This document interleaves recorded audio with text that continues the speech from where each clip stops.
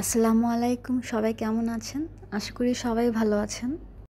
একটা ভিন্ন ধরনের রেসিপি নিয়ে চলে আসলাম আজকে। কাঁঠালের বিচির তরকারি। অনেকেই হয়তো জানে না কাঁঠালের বিচি দিয়ে তরকারিও রান্না করা যায়। আজকে কাঁঠালের বিচির যে রেসিপিটা আমি আজকে শেয়ার করছি সেটাকে আঞ্চলিক ভাষায় বলা হয় কাঁঠালের বিচির পলা। এই ধরনের নামের পিছনে কারণ হচ্ছে এই কাঁঠালের বিচিকে একদম চিকন চিকন করে কাটা হয়। যেভাবে আমরা আলু ভাজি করি ঠিক সেইভাবে এটা করা হয়। কাঁঠালের বিচি যেহেতু একটু শক্ত হয়, আলু যেহেতু নরম হয়, আলু কাটতে কিন্তু অনেক সহজ, কিন্তু কাঁঠাল বিচি কাটাটা এতটা সহজ না। কেউ যদি ছুরি দিয়ে এভাবে কাটার চেষ্টা করে এটা কিন্তু কোনো রকমেও সম্ভব না। একমাত্র যারা বটি ইউজ করতে পারে তারাই আসলে এই কাঁঠাল বিচিটা এভাবে পোলতে পারবে।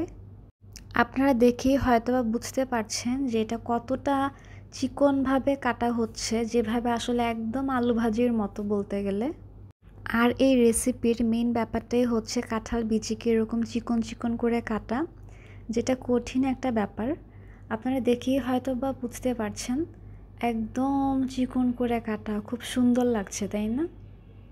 এগুলোকে এখন ফ্রেশ পানি দিয়ে 4-5 বার ধুয়ে নিতে হবে, যেন কাঁঠাল বিচির মধ্যে যে কষগুলো থেকে থাকে সেগুলো যেন পরিষ্কার হয়ে যায়, একদম পরিষ্কার হয়ে ঝরঝরে একটা ভাব চলে আসে।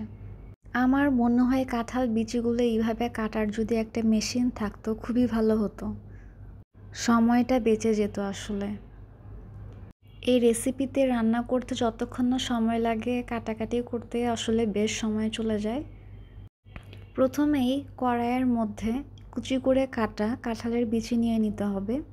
দিয়ে দিতে হবে বেশ কিছু কুচি করা পেঁয়াজ, দিয়ে দিতে হবে কাঁচামরিচ ফালি করা। যার যেরকম ঝাল খেতে পছন্দ সেই অনুযায়ী মরিচটা দিলে আসলে ভালো হয়। তারপর জিরার গুঁড়া, হলুদের গুঁড়া, মরিচের গুঁড়া, ধনিয়া গুঁড়া, লবণ স্বাদ মতো, আদা রসুনের বাটা সেটাও আপনাদের আন্দাজ অনুযায়ী দিবেন। এখানে সব কিছুই আন্দাজ অনুযায়ী দেওয়া হচ্ছে। সাথে দিয়ে দিতে হবে তেল পরিমাণ মতো।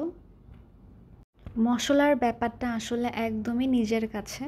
অনেকে বলে যে মশলা কে কতটুকু দিচ্ছে, আসলে সেটা এভাবে বলে পারা যায় না। অনেকে কম মশলা খায়, অনেকে বেশি মশলা খায়, তাই যার যার আন্দাজ মতোই মশলাটা দেওয়া ভালো।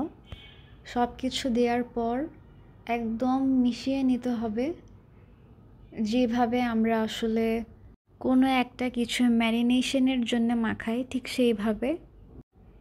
এখানে সকল রকমের মশলাই কিন্তু ইউজ করা হয়েছে দেখতেই পাচ্ছেন, এবং আমি বলেছি এখানে শুধু গরম মশলা যেটা হচ্ছে দারচিনি, এলাচ, লং এইসব কিছু ইউজ করা যাবে না।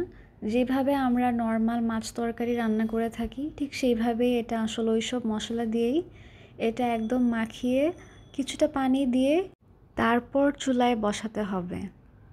কাঁঠালের সিজন মানেই হচ্ছে কাঁঠাল বিচির পলা। এটা খুবই জনপ্রিয় একটা রেসিপি আমাদের এখানে। এটা আমাদের এখানে সবাই খুব পছন্দ করে খায়।